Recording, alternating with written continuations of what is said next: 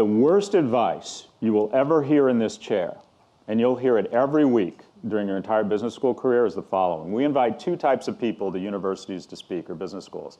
Super interesting and successful people, or billionaires. For some reason, we've decided that billionaires just have insight around life. And they oftentimes finish their conversation with what I think is some of the worst advice given to young people. Does anyone want to guess what it is? Follow your passion. What utter bullshit. If someone tells you to follow your passion, it means they're already rich. And typically the guy on stage telling you to follow your passion made his billions in iron ore smelting. This is your job. Your job is to find something you're good at and then spend the thousands of hours and apply the grit and the perseverance and the sacrifice and the willingness to break through hard things to become great at it. Because once you're great at something, the economic accoutrements of being great at something, the prestige, the relevance, the camaraderie, the self-worth of being great will make you passionate about whatever it is. No one grows up thinking, I'm passionate about tax law, but the best tax lawyers in this nation fly private and have a much broader selection of mates than they deserve. And they get to do interesting things, which, by the way, makes them passionate about tax law. And here's the problem with believing you should follow your passion. Work is hard. And when you run into obstacles and you face injustice, which is a common guaranteed attribute of the workplace, injustice, you'll start thinking, I'm not loving this. This is upsetting and hard. It must not be my passion. That is not the right litmus test. Do your passions on weekend. Be a DJ. Jay-Z followed his passion and is a billionaire. Again, assume you are not Jay-Z. The man you just heard was Scott Galloway. He's a professor of marketing at the New York University Stern School of Business and a public speaker, author, podcast host, and entrepreneur. I'll leave links to his work in the vocabulary guide for this episode, just in case you want to check it out later. But now, my friend, we're going to go back all the way. I said that backwards. We're going to go all the way back to the beginning of this clip so I can explain all the nouns, verbs, and adjectives to make sure you understand everything that was said. All right? Let's do it. The worst advice you will ever hear in this chair, and you'll hear it every week during your entire business school career, is the following. We invite two types of people to universities to speak, or business schools. Super interesting and successful people, or billionaires. For some reason, we've decided that billionaires just have insight around life. And they oftentimes finish their conversation with what I think is some of the worst advice given to young people. Does anyone want to guess what it is?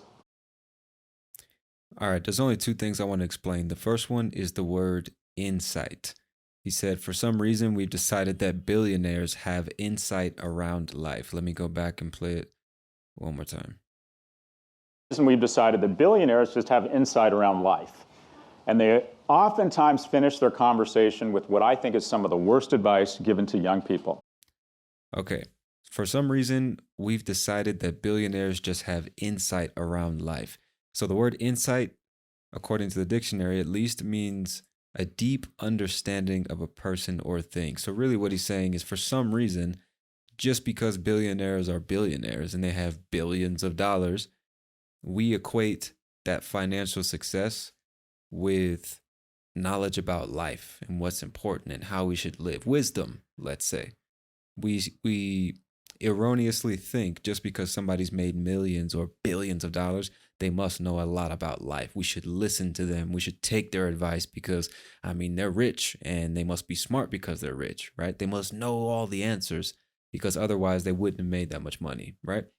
So for some reason, we've just decided they have insight or a deep understanding of life, when that's not necessarily true, And then he said they oftentimes finish their conversation with what I think is the worst advice given to young people. And so oftentimes, which is one word, often and times, but put together in one word. And it just means frequently or regularly, very often.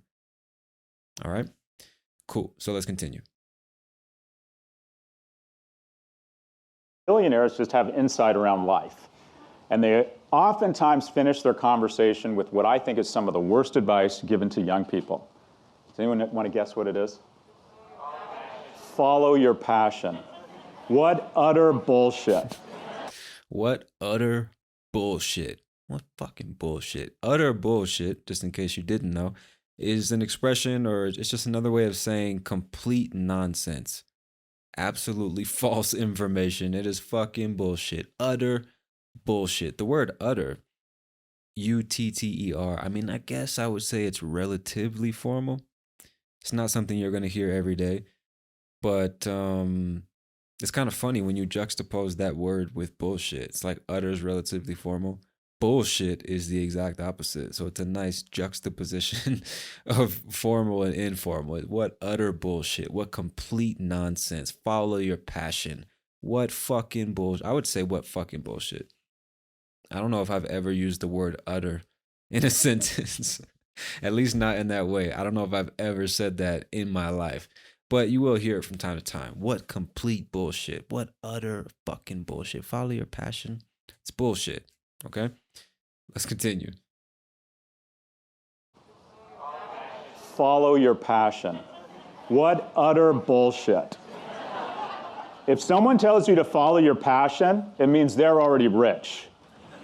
And typically the guy on stage telling you to follow your passion made his billions in iron ore smelting. Okay, typically the guy on stage, and the stage, you might already know this, but a stage is that raised platform where people perform or speak and give speeches and stuff like that. So the guy, the billionaire, the very rich person on stage giving the talk or the speech, who's telling you to follow your passion, Scott is saying that oftentimes that person made their millions or billions in iron ore smelting. Now, when I was listening to this, I thought he said iron or the word OR or smelting. But then when I transcribed it, it says iron ore smelting and the word ore is ORE. So then I started doing some research, and iron is the mineral, the metal. I don't know anything about this region of science. So if there's a scientist listening to this, I apologize. I know you're probably mad right now. But anyway, iron is a form of metal. Smelting is the process of extracting metal from its ore, O-R-E, by heating and melting it. So the reason I'm stopping on this point is just because maybe it wasn't clear when you heard it. Really what he's saying is that oftentimes the billionaire who's telling you to follow your passion made their billions, I guess, extracting iron from the earth, right? Mining or doing something of that nature, some gigantic industrial operation worth millions or billions. That's the idea. What exactly iron ore smelting is, I have no fucking clue. I'll be honest with you. But that is the idea that he's trying to express. It has nothing to do with being artistic or doing something, that he's super passionate about. He made his billions extracting metal from the fucking earth. How passionate can one be about something like that? I believe that's the idea that's being communicated. All right. So let's continue. Typically, the guy on stage telling you to follow your passion made his billions in iron ore smelting. This is your job. Your job is to find something you're good at and then spend the thousands of hours and apply the grit and the perseverance and the sacrifice and the willingness to break through hard things to become great at it. Okay, this is your job.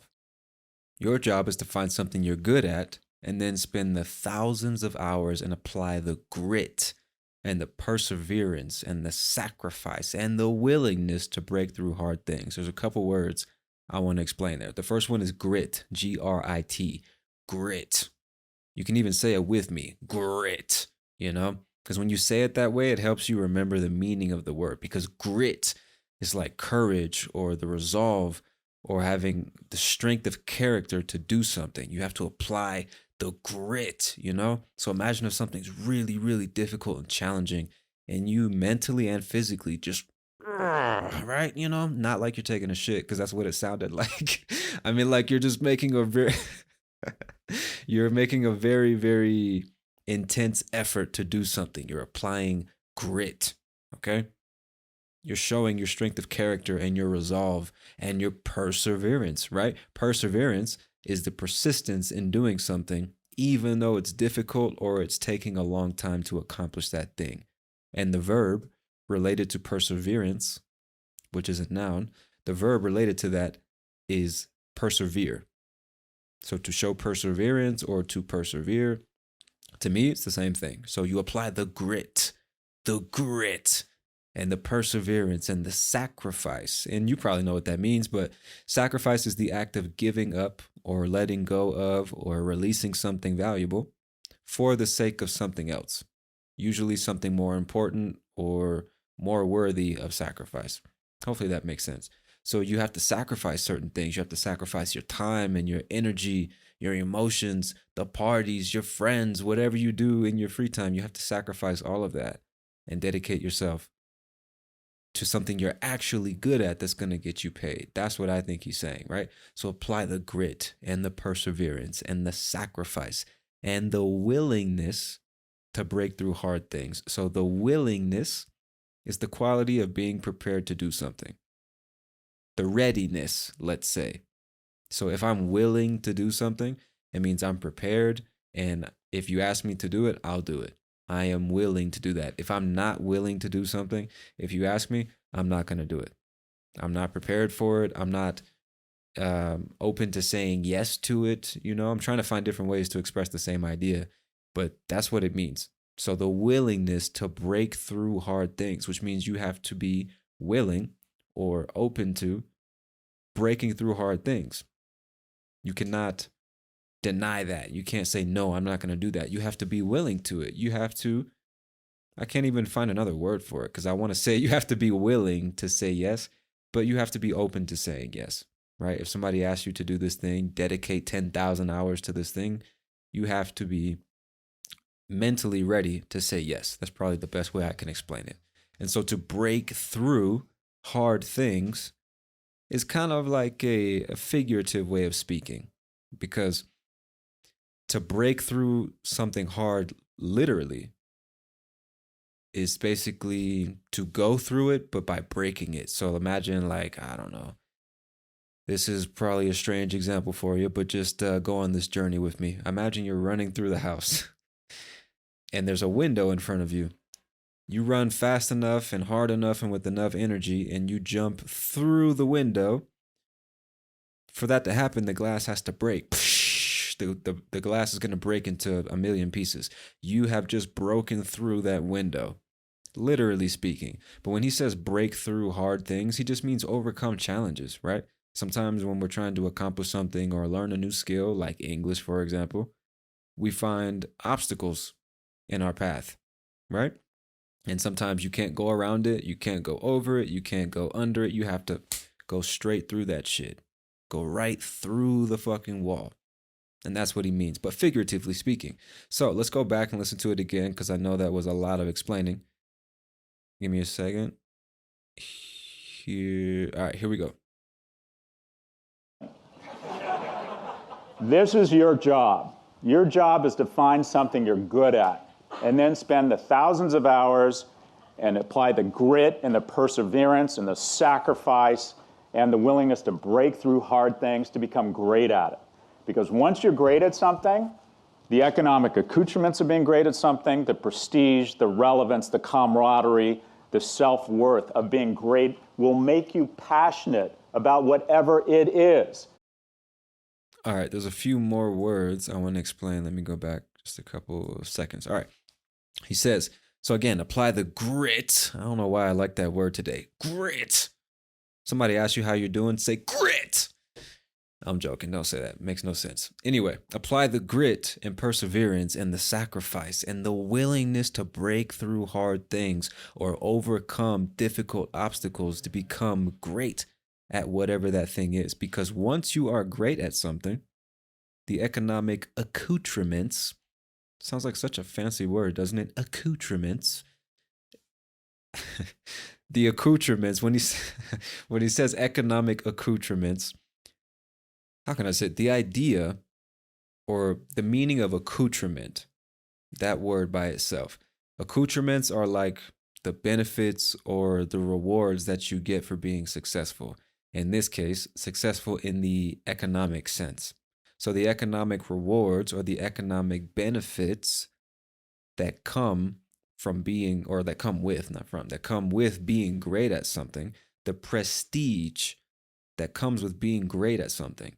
So prestige, this word is, how can I define this word? Let me look at the dictionary definition. Widespread respect and admiration felt for someone or something on the basis of a perception of their achievements or quality.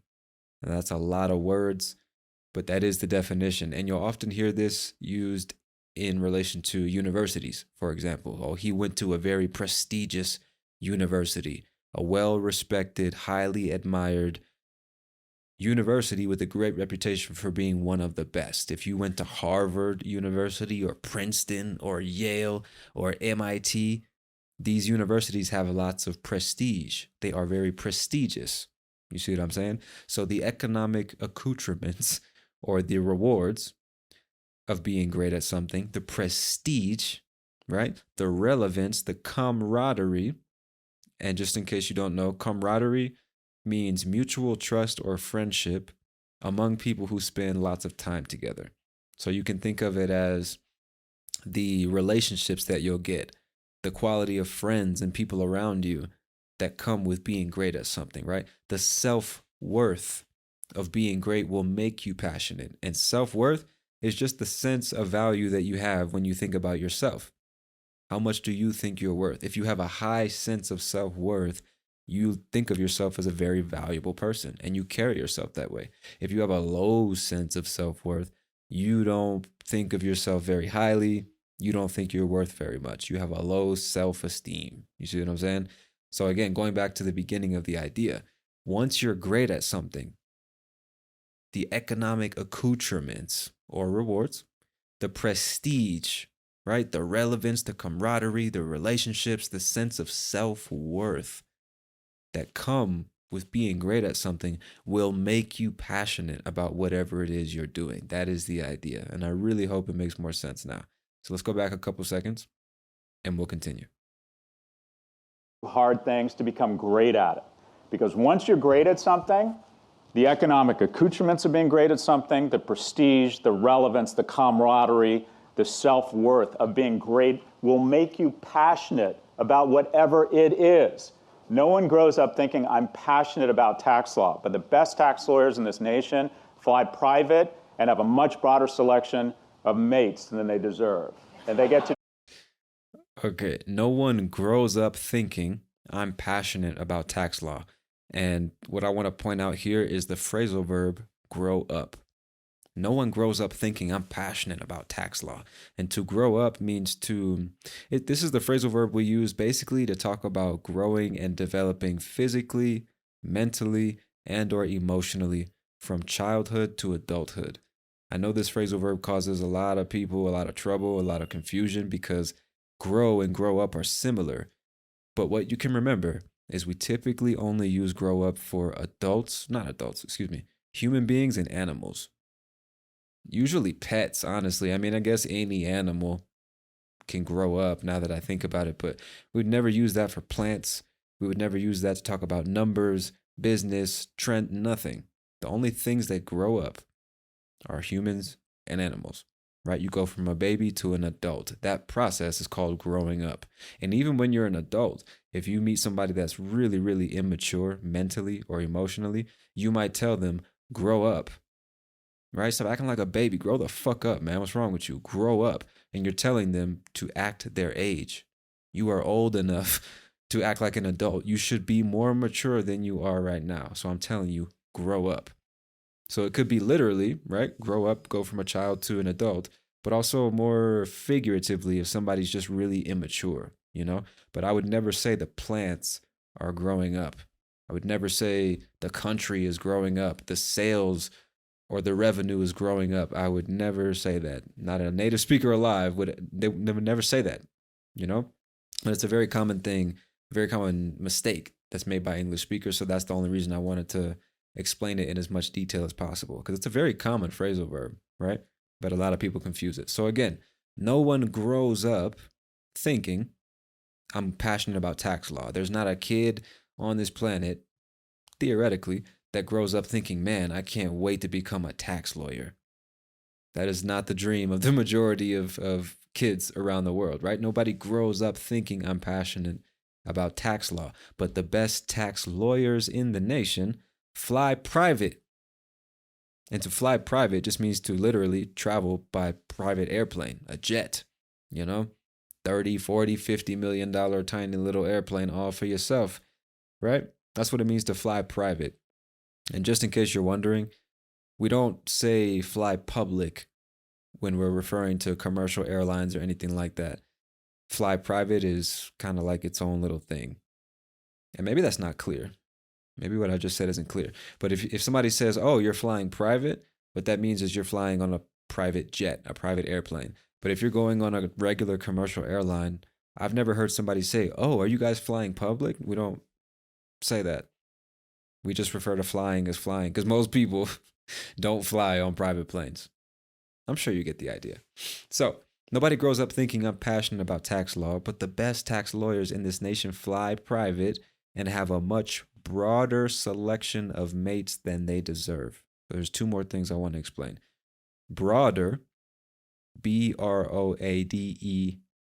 broader, just means wider in range or in scope. So a broader selection means a wider selection, a more ample selection. And the word mate in this context means partner or spouse, right? The person you are going to have sex with, commit yourself to, your life partner, that is your mate.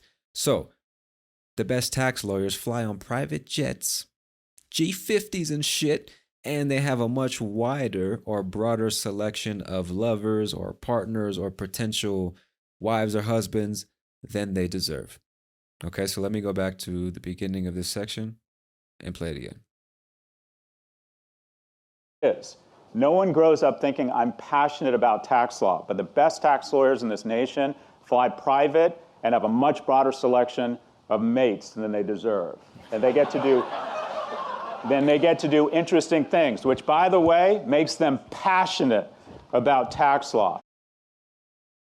Okay, so at the end there, he said, by the way, makes them passionate about tax law. The full sentence is, and they get to do interesting things, which, by the way, makes them passionate about tax law. So the phrase by the way means incidentally or as a side note. So let's go back to the complete context. Nobody grows up passionate about tax law, but the best tax lawyers fly private. They have a broad selection of mates, and they get to do interesting things. And as a side note or incidentally, that makes them more passionate about tax law, right? I don't know if that's going to make sense to you because always as a native, like logically, it makes sense to me. I don't know how it sounds to you. I'm actually curious to know. But again, nobody grows up passionate about this thing, but the best tax lawyers, 1, fly private, 2, have a broad selection of mates, 3, they get to do interesting things. And guess what? All of that makes them passionate about fucking tax law. I hope that's clear. All right, so let's continue. And I hope y'all didn't hear that loud ass motorcycle passing by. So I'm actually going to let it pass. Hang on a second. Sounds like he's trying to get somewhere in a fucking hurry. All right. Cool. So let's continue. Than they deserve. And they get to do interesting things, which, by the way, makes them passionate about tax law. And here's the problem with believing you should follow your passion. Work is hard, and when you run into obstacles and you face injustice, which is a common guaranteed attribute of the workplace, injustice, you'll start thinking, I'm not loving this. Okay, so let me read his words. Here's the problem with believing you should follow your passion. Work is hard, and when you run into obstacles and you face injustice, blah, blah, blah. Before I continue, let me explain some things. So when you run into obstacles, you can think about this first literally and then figuratively. So again, an obstacle, you know what that is, I'm sure. It's just this big thing that's in your way that's not letting you progress down a path. That's an obstacle. You can go over it, around it, under it, or through it. But something is in your way, stopping you from making progress and moving forward. So let's imagine you're running down the path, there's a big obstacle, and bam, eventually you run into it. You collide with it while running. That's what it means to run into something. And so, figuratively speaking, it's kind of like, what did he say in the beginning? Let me find the words. The willingness to break through hard things. Exactly. So it's the same idea. When you run into obstacles or when you encounter difficulties, when you encounter challenges, when you run into problems, something like that, it's all the same. And you face injustice, which is the opposite of justice, right? Injustice is unfair treatment or behavior. So when you face or encounter injustice, which is common, right? He said a common guaranteed attribute of the workplace. So an attribute is like a quality or a feature, and the workplace is literally the place where you work. So when you run into problems or face injustice, which is a common guaranteed attribute or feature of the workplace, you'll start thinking, I'm not loving this. I am not passionate about this fucking situation. Okay? That's the idea.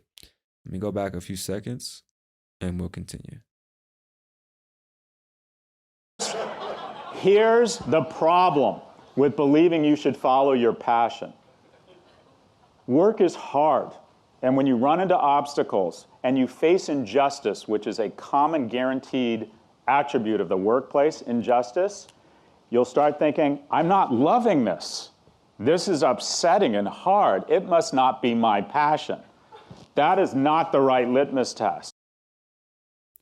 Okay, I'm not loving this. This is upsetting and hard. The word upsetting, we use this word to say it's something that causes emotional distress, something that makes you uncomfortable, maybe mad or frustrated, something like that. If somebody says that they're upset, it is kind of like the opposite of happy, let's say. I don't know if we often use the word upset for sadness per se. Maybe not sadness. I guess you could, but it's not the most common. It's more just like, again, emotional distress, slightly mad or frustrated. That's how I use the word upset. Okay. So he's saying, this is, I'm not loving this. This is upsetting. This is frustrating. This is hard, right? This must not be my passion, because if it were my passion, I would be loving it every moment. Because I read in a book one time, love what you do and you'll never work a day in your life. And I don't love this shit, so I shouldn't be doing this for a living, right? And so then he says, that is not the right litmus test. And a litmus test, Litmus, litmus test, is a test in which a single factor is decisive in determining whether something is true or false, or good or bad.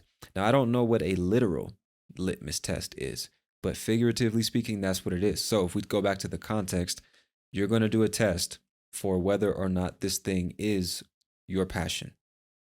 So you're at work and you face some difficulties and you put this situation to a litmus test and you ask yourself, do I love this? Am I loving every moment? Yes or no? If it's yes, this is my passion, I should keep doing it. If it's not, this is not my passion, I should find something else to do. And Scott is saying that is not the right way to think about it. That is the wrong thing to be testing for. When it comes to your career, making a living, the question is not, do I enjoy every single moment of this shit? Is this easy for me every day? That is the wrong way to think about it. At least that's what I'm taking from his words, which I completely agree with. Okay, so hopefully it makes more sense. I'm gonna go back a few seconds and we'll continue. Guaranteed attribute of the workplace, injustice, you'll start thinking, I'm not loving this. This is upsetting and hard. It must not be my passion. That is not the right litmus test. Do your passions on weekend. Be a DJ. Jay-Z followed his passion and is a billionaire. Again, assume you are not Jay-Z. Assume you are not Jay-Z. God damn it. All right, my friend. I'm very curious to know what you guys think about this topic because it's really important, right? I mean, at some point, all of us have to ask ourselves, what the fuck am I going to do with my life? You know, and I know that there are people of all ages listening to this podcast from 18 all the way up to 65, maybe even older. I'm not sure. The point is, if you're a young person listening to this, and by young, I mean like younger than 30, let's say younger than 21, because I mean, that's like young. And most of us around that time have to ask ourselves, what are we going to do with our lives? Because I don't know about you, but for me, the question was not, are you going to college? The question was, where are you going to college? It's almost like you feel, at least I did, a lot of young people feel there's really no other option. Like when I was 18, it was college, military, or McDonald's. And the last two did not sound interesting to me. So I figured, oh, fuck it. I guess I'll go to college and at least I have 4 more years to figure it out because I had no idea what I wanted to do with my life. And I know that that's the position a lot of young people find themselves in.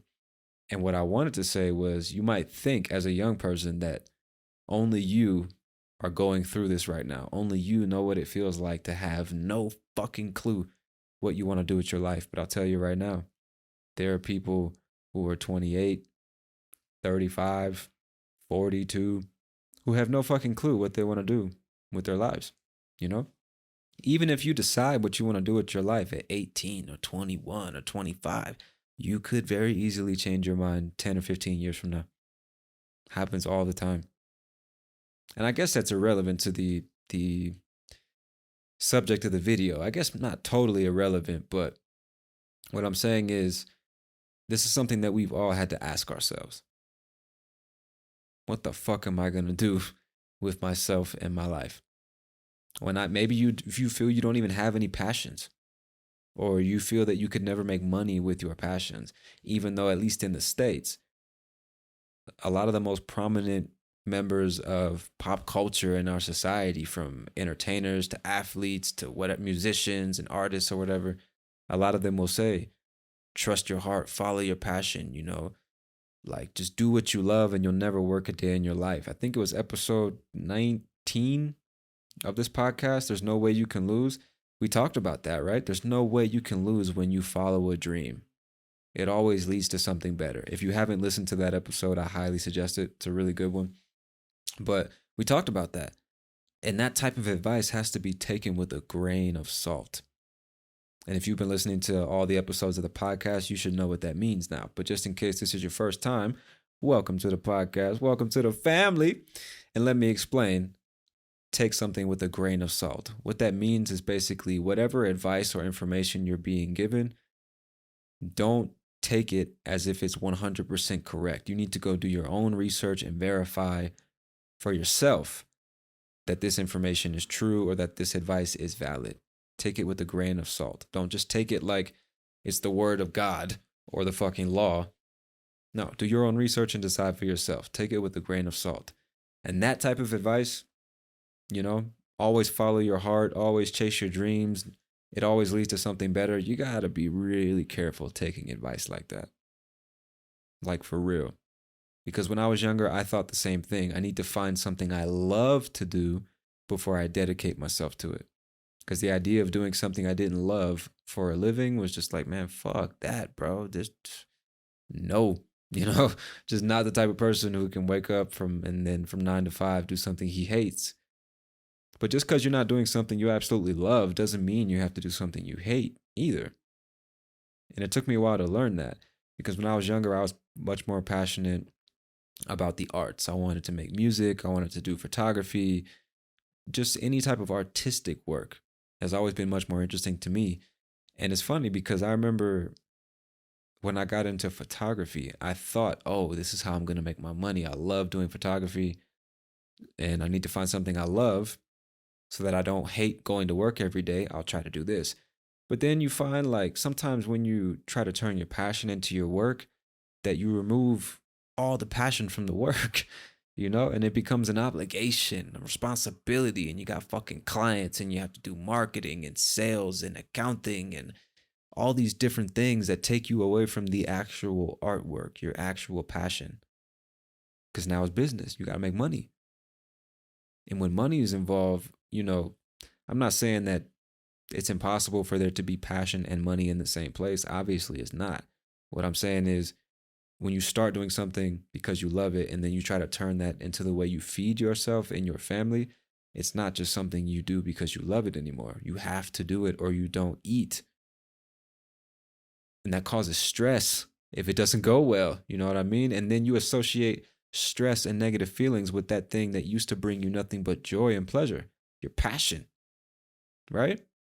And then it's not even to mention all the things that people are passionate about that don't make them any fucking money, like collecting stamps, I don't know, painting and shit like that. I mean, the majority of people, if they pursued their passions, they would make no fucking money. There's no business in it.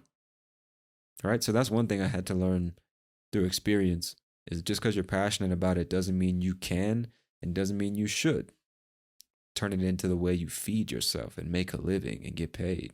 You know what I mean? It took me years to understand exactly what Scott said. And it's something I agree with wholeheartedly, which you don't need to find out what you're passionate about to make a living and love and enjoy life.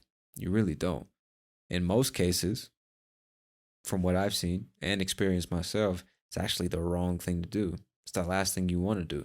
What you should be doing with your time, especially if you are under the age of 24, what you should be doing is not partying, chasing women, getting lost in drugs or video games or your fucking cell phone and stupid social media and shit, worrying about what other people are doing with their lives, talking shit and gossiping. You shouldn't be doing any of that. You should be trying to figure out what are you good at? What are you naturally good at? And what skills does the job market value? Or if you want to do your own thing, work for yourself, start your own business, what skills, products, or services does the market value? What problems exist that you can solve? And what skills are needed to solve those problems? You know what I'm saying? Stuff like that. Figure out what you're good at and then invest an ungodly amount of time in becoming the best at that thing. I don't know if it's a book or a saying or a quote or something like that, but what I'm talking about makes me remember a phrase that's basically be so good that they cannot ignore you. And that's what you should be focused on. Really at any age. But if you're just starting your life asking yourself, what should I do for a living? I don't know what I'm passionate about. I don't know which field to go into. You just need to do all types of different jobs. You need to do shit that you hate, shit that you love, and everything in between until you figure out what are you good at. Once you find that, man, fuck everything else. Just become the best at it because that's how you stay paid.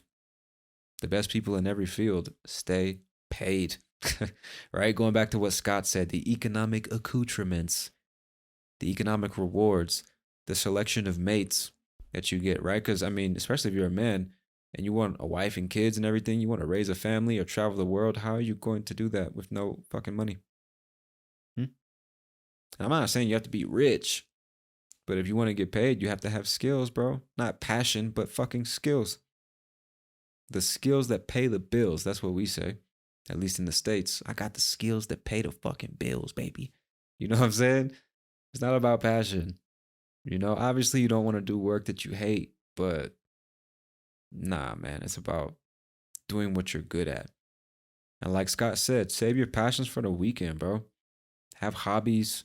Maintain relationships, go out, travel when you can, but man, work is work. And I think a lot of us end up being disappointed. Even if we try to turn a passion into a career, we end up disappointed because it's like, man, I love this shit. Why am I so stressed and miserable and I don't even want to do it anymore? What's going on? What's wrong with me? This must not be my real passion. It's like, no, you killed your passion by trying to make money off of it. Or you're at work doing something that you're decent at or even good at, but you don't feel the passion and you think you should be doing something else. And maybe you should. All of this, what Scott is saying, what I'm saying, take it with a grain of salt. You have to decide what's best for you. Nobody else can tell you that. That's also something you need to learn no matter how old you are. Is like you have to decide for you what's best for you. You know what I mean? I'm just giving you my opinion, talking about my experience. And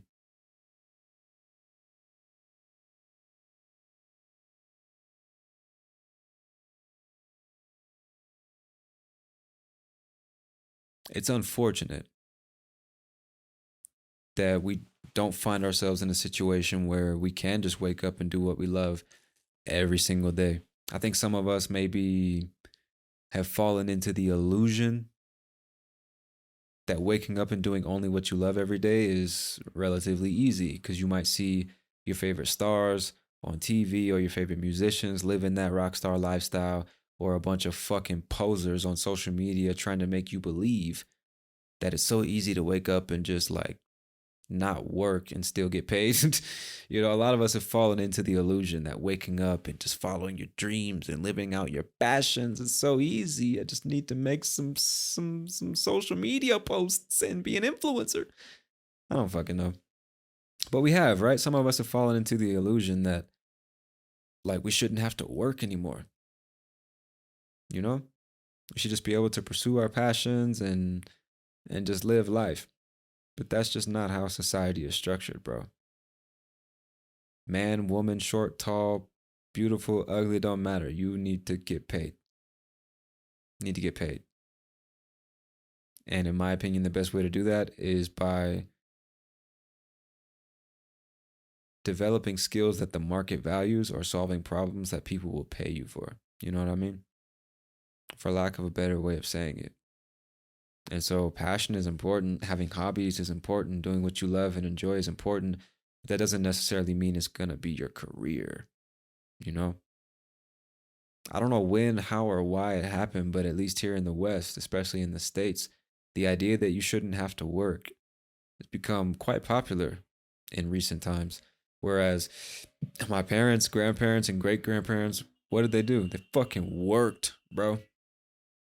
They worked their hands to the fucking bones to provide for themselves and their families. And I'm not saying that's the way it should be. I'm saying that's the way it is. That's the way it is. So I agree 1000% with Scott. Following your passion is horrible advice because it makes a bunch of young, impressionable, confused, lost people think, oh, I just need to pursue what I love because that's the only way I'm going to be happy. That's the only way I'm going to live a life like the one I see on the screen or hear in the song or on the podcast. It's fucking dumb, bro. It's dumb. So take it from me, somebody who's lived it, and trust me, millions of other people have lived the same thing. It's not about doing what you're passionate about. It's about doing what you're good at and getting paid for it.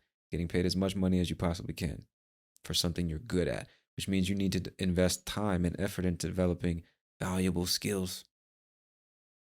And I'm not saying what those skills are. Communication is the most important. That's why I'm telling you in almost every episode, develop your fucking communication skills. Because no matter what you want to do, if you can't communicate with people, you are fucked. Guaranteed. Introvert, extrovert, man, woman, does not matter. If you don't know how to communicate with people outside of your fucking social media posts, you are fucked, bro. So communication is one. That's a good start. You're learning English. That's a great start. But then you have to decide, right? What are you good at? What skills do you need to take it to the next level and become the best at whatever it is you do? Right? What skills does the market need? Because you might be a fucking fantastic, I don't know. You might be great at cleaning glasses or some shit, but if the market's not going to pay you for that, it doesn't matter. So it's about being good at something that you can get paid for, you know?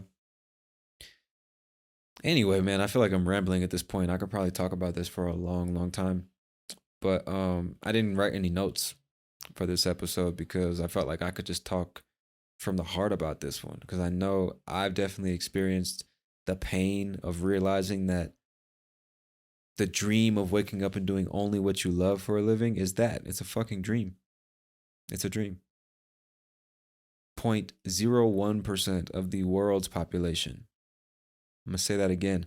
0.01% of the world's population get to wake up and do only what they love every day. And even those people, I imagine, aren't doing only what they love every day. There's still problems and challenges no matter what the life experience is. No matter how rich or beautiful or whatever, there's always challenges and drawbacks and trade-offs, right? But 0.01% of the earth gets to live that fucking lifestyle that you might be dreaming about, which is I wake up and do only what I want. I have a broad selection of mates, more money than I can spend. I travel 6-7 times a year. I'm always happy. No, who the fuck lives like that, bro? Nobody. 0.01% of the planet. The rest of us have to work, right? And that's not, I'm not saying, again, like I said in the beginning, it's not like you have two options: do what you love or do what you hate. Those aren't the only two options, right? I think the challenge is finding something in the middle, something you're good at, but also don't hate, And the unfortunate part is nobody can really tell you what that is. You only figure it out through experience. You have to live life. So if this is something you're worried about, because I know there's a lot of people listening to this right now who are worried about it. You're young, you don't know what to do. Everybody around you maybe seems like they have it all figured out. Everybody on your social media feed seems like they have it all figured out. And you're like, well, goddamn, I'm lost. I don't know what the fuck I'm doing with myself. You're not alone, bro. Or sis, right? Sister, you're not alone either. Brothers, sisters, none of you are alone in this. Trust me. It's completely normal. Completely normal. And the only way you're going to figure out the answer is by living life, experiencing things, trying a bunch of different jobs, learning about a bunch of different subjects, talking to different people. Like I'm always telling you, you can't figure it out by sitting at home on the couch staring at your fucking cell phone. Gotta live life. Educate yourself, talk to different people, ask them questions about their life experience, their professions, their ups and downs, their difficulties, their challenges, what they've learned, and try to learn from them, right? Let them insert new ideas into your brain. Get different jobs, study different things, stop wasting time on fucking bullshit, and you'll be much closer to figuring it out. And again, take all this with a grain of salt, man. I don't know what I'm talking about. I just know what I've been through. And I know what I've heard, and I know what I've seen. You know what I'm saying? And it's that exactly, which is following your passion. In most cases, it's fucking stupid, bro, because passion does not pay bills. Money does. And we get paid money for the skills that we have, for the problems that we solve for other people. That's it. Whether you're selling a product or a service or your time to a company, you get paid to solve other people's problems. And you typically solve other people's problems with your skills. So, fuck passion, dog. Get money. And with that, I'm going to get out of here, my friend. I sincerely hope you have enjoyed another episode of Real English Radio. I am your host, Tony Kazan, and I will certainly talk to you soon. Peace.